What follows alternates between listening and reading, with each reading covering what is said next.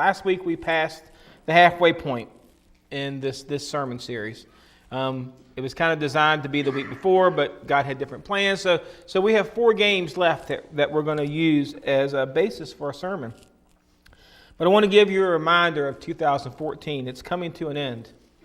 And we kind of set some goals for ourselves. I'm not talking about the goals for the church. I mean goals for ourselves, what we wanted to accomplish this year. And the theme was go deeper. And we had talked about going deeper in God's Word, going deeper in a relationship with Him, and going deeper in a relationship with each other. And I guess what I want to ask you is, are you heading in the right direction? Or are you still just stuck playing the game?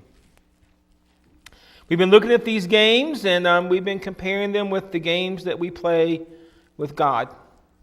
The way that we run our Christian life, not as a relationship, but more as something that we win. And as we go along, now we come to this game called Twister. And surprise to me, when I went looking through cabinets and everything for Season of Prayer stuff, because I'm a recycler. I don't like to shop. I'm kind of frugal, kind of cheap sometimes, as my kids say. And as I was looking through the cabinets, guess what I found downstairs in the cabinet? Did you know this church owns a Twister game? And when you open the box, you really only have 2 things in the box. You do. You have this great big, I guess it's kind of like a carpet, that's covered with all these little vinyl dots. And what you're supposed to do is you're supposed to lay it on there, and there's a little warning that you're supposed to do this in your sock feet. And then you have the spinner. And the game works like this. You just simply spin the spinner, and it stops on a body part and the color. And all you have to do is follow the instructions. Now, no, I'm not inviting people up here to play Twister. I thought about it, but we're not doing that. and I'm not demoing, okay? I don't think it's going to happen. But what I want you to think about is, isn't this somehow how we play our Christian life? You know, we look up a verse in Scripture, and we think about it, and we set ourselves a rule, and then we, as long as we meet that rule, well, things are going the way that we're supposed to go. See, the rule of this game is rather simple. Let me tell you a little bit about this game. The tagline for this game, it's the game that ties you up in knots. Isn't that how our life works sometimes? Ironically, it was actually brought here by a gentleman named Charles F. Foley in 1966. And you know how it got its big start? Do you remember this episode? Because, by the way, I wasn't born yet. It actually gained its popularity when Eva Gabor and Johnny Carson played a game of Twister on The Tonight Show, May 3rd, 1966. And it's another one of those fad games. It started a rage across it, and people just wanted to play. It got real popular amongst teenagers and young adults. It's just the way it went. It started this Twister Mania thing. And it was actually, in 1966, it was the highest selling game. How simple was it for them to make it? There are no game pieces. There are no dices. The board is like this little thin piece of... They made a fortune off of this idea.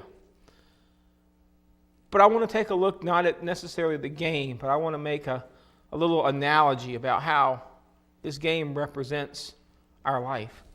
And so what I want you to do is we're going to take a look at a little twisted life this morning. If you have your Bibles, you'll get the pun when you get to Luke chapter 19. We're going to look through verses 1 through 9. And I call it a little twisted life because it's about a little twisted person. Twisted in the fact that, well, he starts off with a twisted profession. This is what it says in verses 1 and 2. Jesus entered Jericho and was passing through. A man was there by the name of Zacchaeus, and he was a chief tax collector and was wealthy. Now, we've talked a lot about tax collectors here this year. They seem to pop up every so often. Maybe it's fitting that we're going to do this now as we're getting near the end of the year and we're starting to think about taxes. And, all the little places are out there. And Sandy's like, no, I'm not thinking about taxes. I'm dreading tax season. But soon all the little vacant stores around the area will have these little pop-up by night tax things where you can stop and get your taxes. And that's just the way it works. But when we say the word tax collector, remember this is different because they didn't collect taxes like we do it. It was kind of like buying a franchise, and you bought space in it, and you got to collect as much as you could bleed out of the people. And when you're called a chief tax collector, you know what that meant? That meant you were kind of like a district manager. You had several territories that were under you.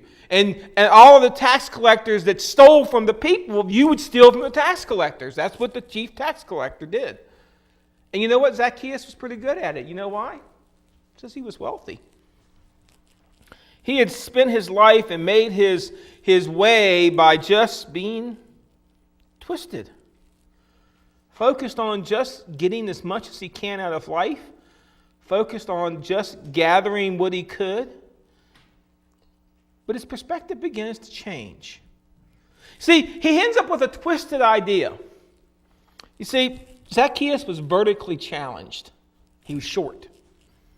And this is what it says in verses 3 and 4.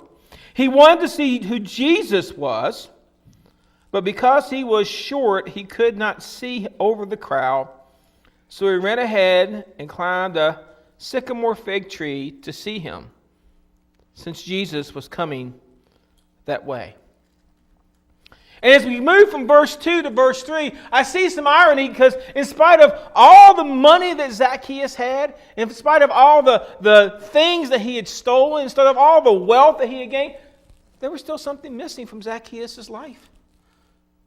He still didn't have what he wanted. And so you know what? He hears about Jesus. Now, he didn't just go see a man that he knew nothing about. Something had inspired Zacchaeus. I want to see Jesus. And so he hears that he's coming to his hometown. Of course, he has a problem. You can't buy your way close to Jesus. It wasn't like the conferences that we have today where you can just buy your ticket and get in. I mean, Jesus was traveling along the road, and Zacchaeus had no way to get to the crowd. And so you know what? He at least wanted to see what this Jesus guy was all about. So in order to overcome his vertical challengeness, he climbs up in a tree. What a silly plan. I mean, you really have to get the picture because this man was wealthy, so he's probably dressed pretty nice. Everybody in the town knows who this guy is because everybody probably hates him. He's the chief tax collector. And here is this guy sitting up in a tree, all because all he thinks that will make it work for him is if I can just get a glimpse. Just a look. He's not looking for a relationship. He just wants to see what all the commotion is about. And then we get a twisted response from Jesus. Listen. When Jesus reached the spot, he looked up and said to him, Zacchaeus, come down immediately. I must stay at your house today. So he came down at once and welcomed him gladly. Now, I call this a twisted response because Jesus sees Zacchaeus up in the tree.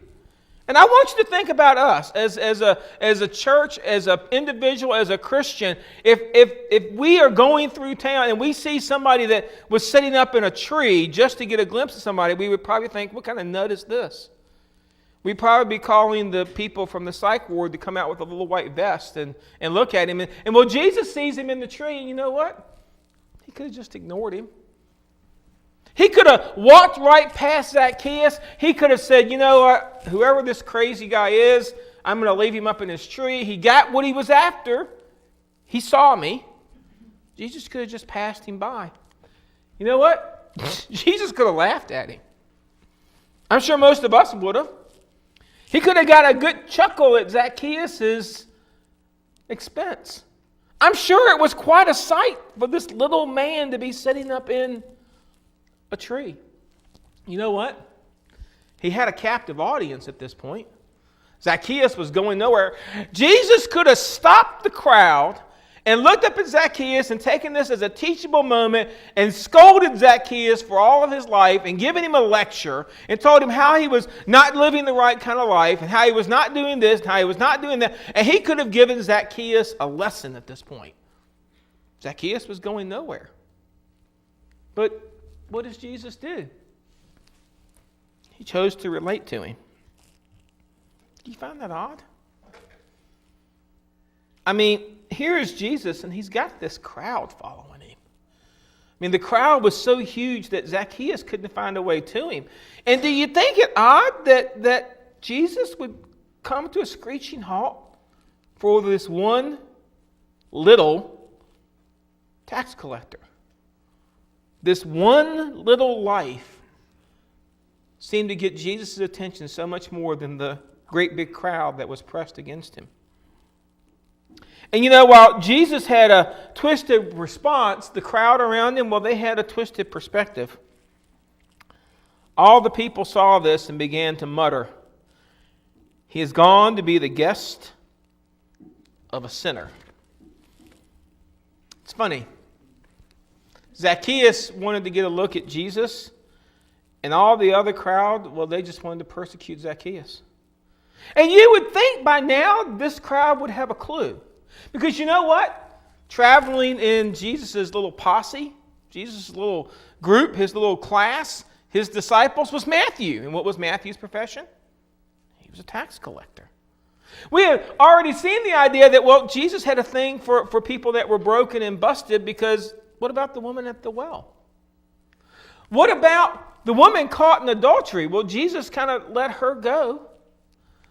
What about the woman who washed Jesus' feet? No persecution for her. See, all of these people, when they're looked at by our world, they're undesirable. And sometimes when people are undesirable and they don't fit the mold that we think they should fit, well, then we're just like the people in this crowd. We get a twisted perspective of how it's supposed to work. See, here they are. They're complaining yet again. And the reason they're complaining is because the reality is they're more concerned about the appearance than they are about the person. All they could see sitting up in that tree, well, was a sinner. They couldn't see the person that Zacchaeus could be. So we know how the story goes. Zacchaeus comes down out the tree, because we've sang the little sign, right? Zacchaeus, you come down, because we sang the little song when we were kids. And so we know how it goes. Jesus goes to his house, and well, after the meal, Zacchaeus, well, he makes an untwisted promise.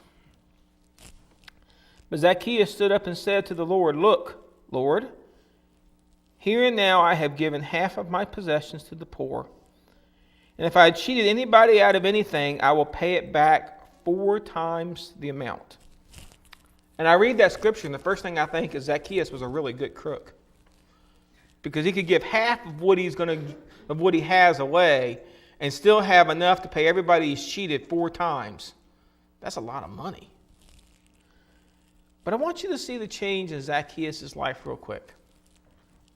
Before Zacchaeus, he was only interested in the bottom line. Now he's interested in helping people.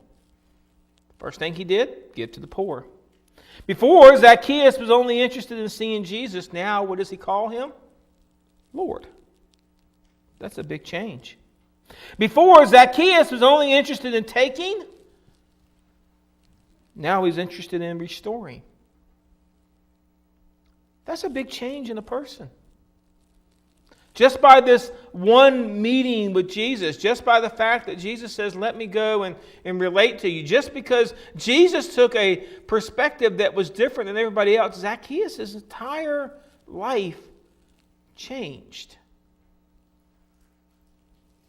That's astonishing. And I guess I began to ask the question, how can it change for me? Because, I've climbed a tree before, but I've never climbed up in a tree just for the perspective of seeing something. I remember when my kids were small. I don't do this now, trust me. But at the Christmas parades, and they're too short, where's the seat for the kids? Dad's shoulders. You put them up and you put them on your shoulders, and they sit there in ears or handlebars or whatever, and there they are, and you end up with the slobber in the top of your head. You know how it works. But they just want to get a look. And so I've done that before, but this idea of going to this extreme just to get a look at Jesus, I don't know that I've ever been there. But I have been to the point where my life has been all twisted up. To where I've been the person that spun the spinner and said, you know what? I'm just going to keep following the instructions, and as long as I can stay on the board. That was the interesting thing about Twister. You know something missing? Where are the game pieces? I mean, all the other games that we've looked at so far, Monopoly and Sorry, and we're going to look at Sorry next week, and Life, and all the other games, they had game pieces. There are no game pieces for Twister. You know who the game pieces are? It's you. You become the game piece. And I have been guilty of playing this game with my Christian life and looking at Zacchaeus just like the other people in the crowd. You see, the problem in the story of Zacchaeus, the lesson in the story of Zacchaeus isn't Zacchaeus. It's the people in the crowd that had it all messed up. They were the ones that were playing the game because they were following Jesus, so to speak, following Jesus. But they weren't interested in people. So this morning I want to go from the story of Zacchaeus and these people that didn't see it, and I want to talk about how to live an untwisted life in this world. How do we straighten this mess out? And here's the first thing I want you to think about. John chapter 2, verse 15. We're very familiar with this word, this verse. Do not love the world or anything in the world. If anyone loves the world, the love of the Father is not in them. And we get this phrase. It's a quote that we make quite a bit.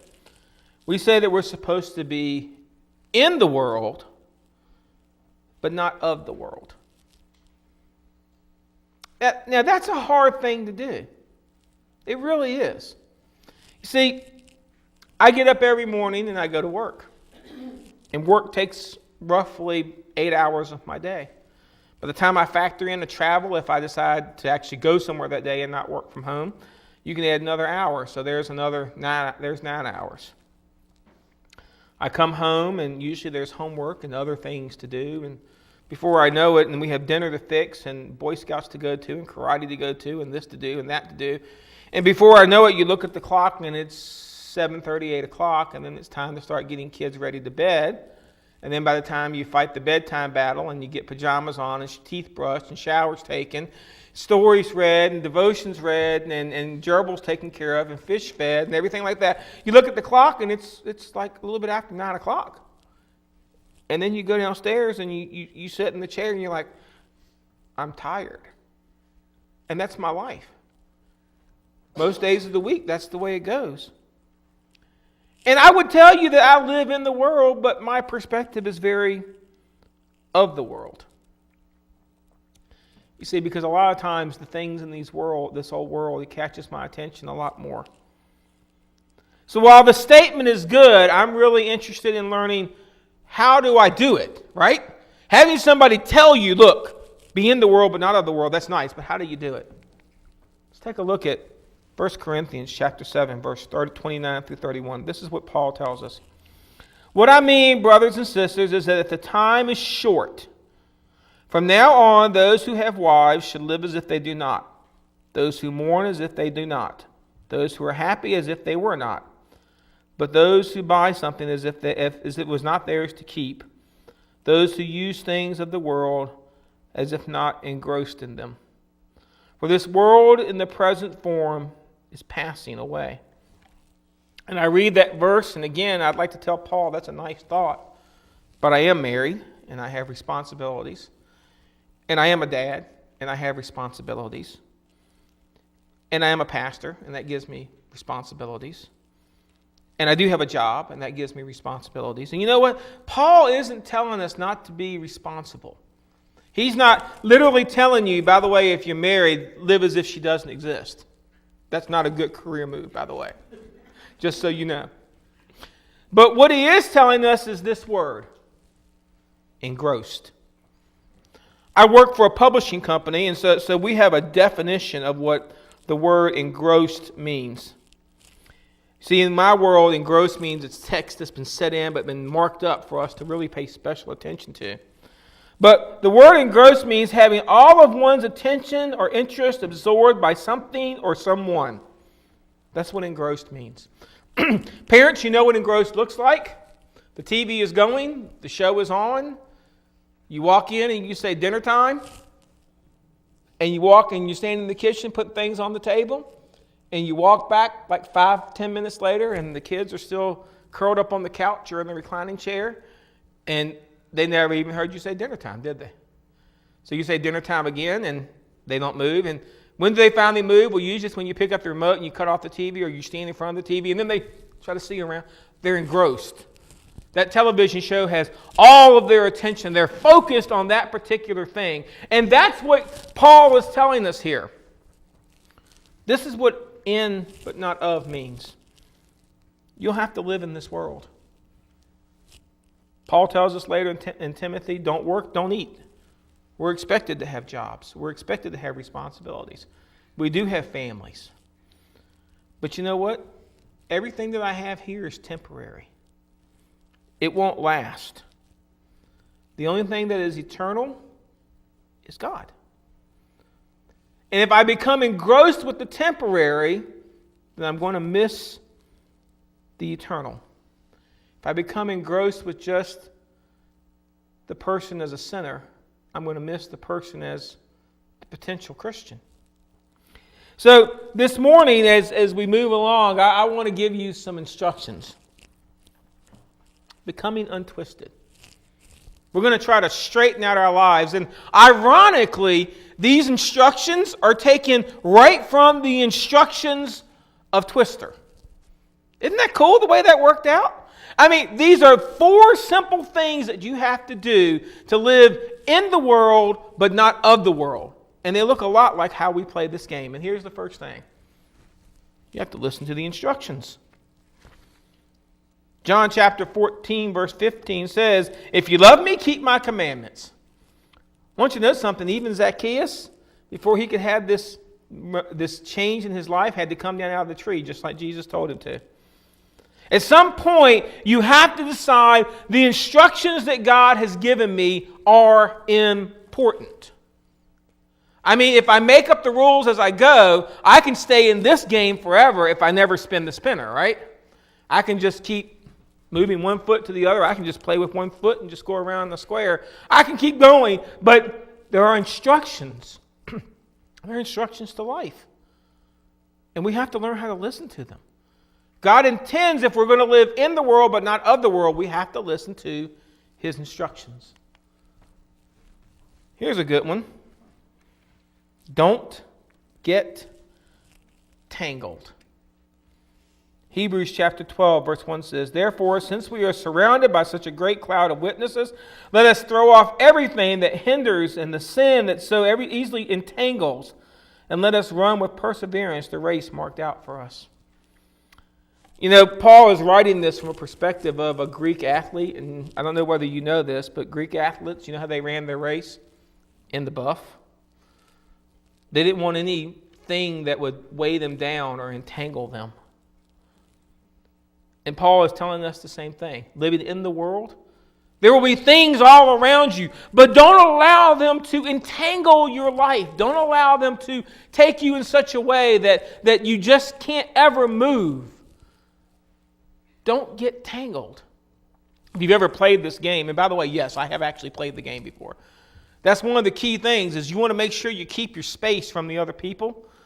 It doesn't ever work out that way. But you don't want to become tangled because then if somebody else, if you're entangled, if that person loses their balance, guess what? They pull you with them. That's why it ties you up in knots. If we live our Christian life and we just don't allow the things that are around us to get our full attention, we don't focus on them, we don't allow them to entangle us, then we can live an untwisted life. We really can. Be flexible.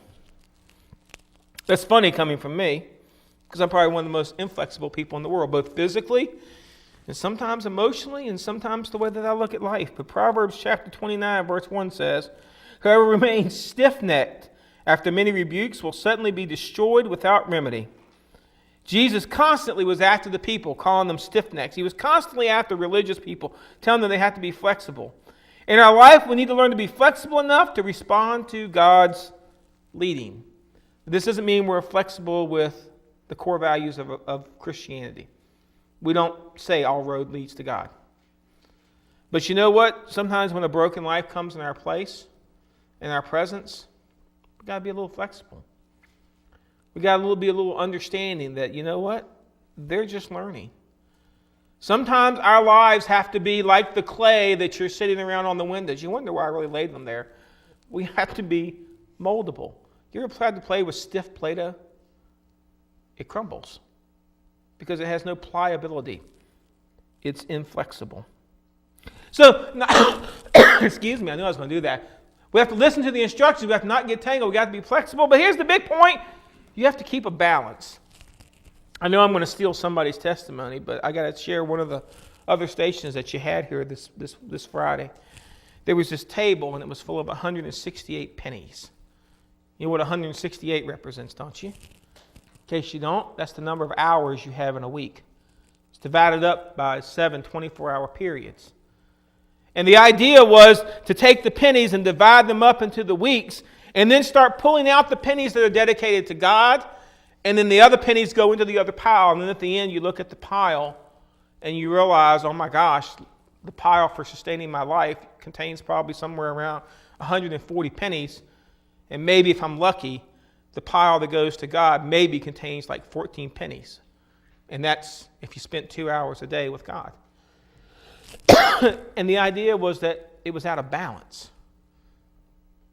And you know what? You can listen to instructions and you can not get tangled and you can be flexible. But if we don't get some balance in our life, it's never going to work. If God doesn't ever take a priority in our life, a majority in our life, if God is always the little pile of pennies, balance will never come. And you know what? We will live of the world and not just in the world. This is what we find in Luke chapter 9, verse 19. There was a reward for Zacchaeus straightening out his life. Jesus said to him, "Today salvation has come to this house, because this man too is the son of Abraham." And I'm sure when Jesus said this, there were some murmurings. There were some things that people wanted to complain about because Zacchaeus finally had untwisted his life, but the point was all the people around him, well, they were still living in twister mania. And no, I'm not going to break the rules. I realize I have my shoes on, and I'll ruin this, and we might use this for New Year's Eve, so I'm going to take this and put it in a safe place. Right there, I'll fold it up later. So let me ask you, today you're in the crowd. You're not Zacchaeus. Today you're just one of those people that were along the road following where you're going. Is your life all twisted up? When you see that person struggling in their life, what comes to mind? Judgment, condemnation, or compassion and mercy? When you see that person that's struggling in their life, what's your bent? Do you try to give them advice and you scold them to get their life straight? Or do you get on your knees and you pray for them that God will help them? You see, there is a difference between being in the world but not of the world. In the world, we'll take a godly approach. It'll take the approach that we're just here, I'm a resident here, but you know what? I take things to God. Of the world, we'll take the other side. And let me tell you something. As long as you're living of, you're going to live twisted. The game said it'll tie you up in knots trying to straighten your life out. We're going to do a time of decision. And I want you to start thinking about how your life goes. If I was to bring the 168 pennies back up here today, how would it work? Would your pile change at all? If I was to ask you to divide everything up again, are you willing to give a little bit more to God? See, the reality of our situation is that in this time of decision, you're going to have to decide. I can't untwist your life. You're going to have to So maybe you're here today, and maybe you are like Zacchaeus. You're just looking for Jesus in any place you can find it. Let me encourage you, come on forward. I'll show you what it means to have a relationship with God. Well, like I said, for the vast majority, we are the crowd. We are the people that have been given the job of reaching the people like Zacchaeus, but unfortunately, we've got it all twisted up. Let me encourage you to use this time to make some decisions to put some balance in your life. Untwist it.